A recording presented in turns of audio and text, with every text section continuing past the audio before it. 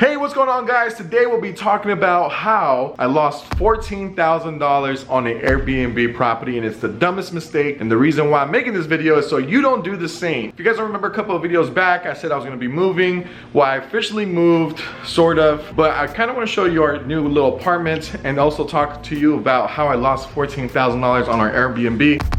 As you first walk in, you do have the little kitchen area slash living room. I really love the kitchen on this place. The gray with the lighting. To be honest, they have the up lighting on top. They have these little cool cabinet right here. I'm a big fan of this little area right there. Honestly, you can tell this place was made way better than the previous place we lived at. I had to convince my fiance to buy these couches because they lean all the way back. And she's all like, I want to go traditional route. And I'm like, nah, man, there's nothing like this. Electric, you know, and it just makes into a little bed.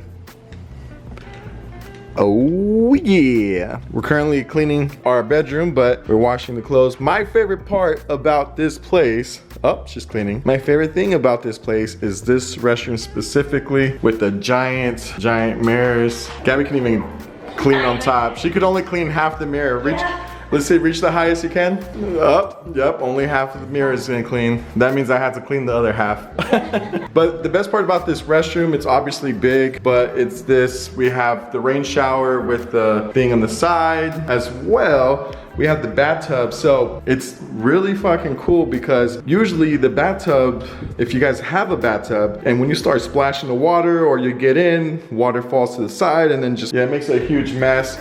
So now when the water falls in here, it falls straight to the freaking drain. So the cool thing what I like to do is just literally turn this on, turn that on, steam the freaking shower, and just sit there and think about my next couple of moves. The reason why we ended up moving here is because it's nice. Even the guest bedroom has a really cool shower as well. We currently don't have anything here just quite yet besides a little fish tank and a little desk. I think this is like our first month or second month, so nothing crazy. But even this restroom has that giant mirror, man. It's crazy how mirrors just give that exclusivity. It gives it that extra spice that the restroom's missing. Giant mirrors as well, a little bathtub. So if you have these bathtubs and you ever go in the bathtub, you know how much of a mess these bathtubs are. Other restroom has that solution where it's the shower and the bathtub together. As well, the texture on these walls, man, I know you guys can't feel them, but it's not paper, it's really high quality grade freaking material. Like everything in this apartment is just well built. We live probably like 3 minutes away. We moved to these apartments. The reason why was because they started to Airbnb the other properties, and then the property management was a mess. It went on and on and on and on, and we're just like, you know what? Our lease is up, let's go ahead and move. So we ended up moving here. Our views aren't as great as the other one. I mean, we still have pretty decent views.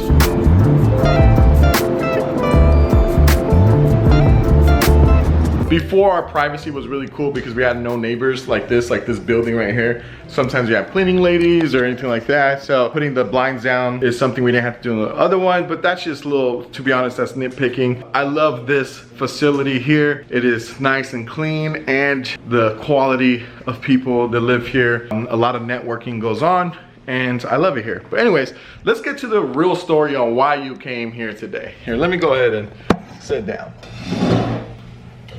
So a while back, I'm not sure if you guys remember, but I bought an Airbnb property and I was super pumped about it, and I'm still kind of pumped about it, but about 2 weeks ago or a week ago, I ended up getting a giant package from our property manager, and our property manager said, hey, I don't know if you've gotten these notices, but here's this notice. And the notice was from the HOA talking about, hey, we gave you 3 notices before, and now you have a $14,000 fee that added up. There was one notice that cost me $2 grand, but I didn't see it because they sent it to the actual property itself. And then there was another $5,000 fee, and then another $5,000 fee, and now I have a $2,000 fee for lawyers that I had to pay. And it all literally came down to my mistake of not fully reading the paperwork from the HOA that says no short-term renting in the area. So my way of thinking was, most of the HOAs have a short-term HOA, no rental short-term, and the definition for short-term rentals are usually 30 days and below. But I didn't read that paper. It was a 6-month rental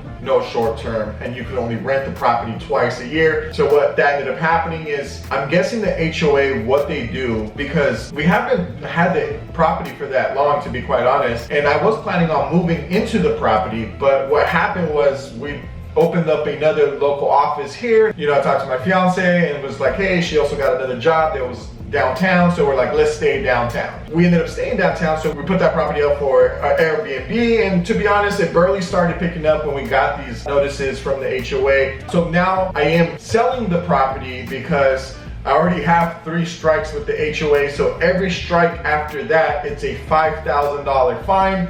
And unfortunately, you know, $5,000 is a lot, no matter who is there, right? So imagine if I rent the property out and for some reason the renter makes a lot of noise, and then the neighbor complains to the HOA, and then boom, now I have another $5,000 fine, which I'm trying to avoid, right? The only reason why I'm not super stressed out about the situation is because I did get our lawyer involved to try to smooth things out. And if worse things comes to worse, I am currently up on the property about $65,000 to $75,000. Since I haven't had the property for over 2 years, I will have to pay capital gains of 40%. So if I'm gonna make $65,000, $70,000, either way, half of it is going to the government. So you take away the $14,000, it's just less money for the government. Either way, I'm still trying to get out of it because I did not receive the first 2 notices. They sent them to a address which I wasn't looking at the mail every single day. And this is what's really I want to share with you guys, right? How could have I avoided this issue here today is by having more than one address on our paperwork. So currently, you know, people go, hey, where do you want your mailing address? Where do you want your mail to go to? Ask for 2 to 3 locations, right? But if you have multiple properties, or you have an office, or your mom's address, you still pick up stuff there. Always add more than one mailing address to any important documents, because if I would have had more than one address and I would have seen the first fine, I would have been like, cool, let's stop this. Let's get rid of the property. And then I would have saved myself another $10,000 to $12,000. So as well, read your paperwork that you're signing from the HOA. Again, just because you think they're not going to see your Airbnb, they might see it, because what they're doing is they're going to Airbnb.com, they're typing in their zip code, and they're seeing if any rental properties show up in that little area. And if your apartment or condo or house shows up in that area, they will find you, right? They will find you and fine you. So I could have definitely avoided this $14,000 fine. And to be quite honest, even though I'm still positive with the house or the condo, I'm a little upset because my goal was to not sell it. My goal was to keep it forever because, you know, we put a lot of money into it. Again, we put rain showers, we took off all the carpets, we painted, we added a bunch of fixtures, and I was literally thinking of moving in there. And we were planning on moving in there, but then, you know, things happened, life changed, and we're like, cool, let's just put it on Airbnb or rent it out, just like every other property. So at the end of the day, guys, be really careful on what you sign. My biggest mistake is not reading that or asking my realtor, hey, what happens if I get caught? And somewhere in those 50, 60 pages of the HOA that you had to sign had the information that I needed. So currently, you know, this is a situation. I haven't paid the full amounts yet. I'm trying to get out of it because I did not get the first 2 notices. But I did want to share this experience with you guys because I do not want you falling for this same mistake. Read the paperwork that you're signing, even though it's 50, 60, 80 pages. If you do not want to sign this, hire a lawyer. It's probably going to read all this and charge you $2,000 and save you $14,000 later down the road. So hopefully this was helpful. If you have not subscribed to my YouTube channel,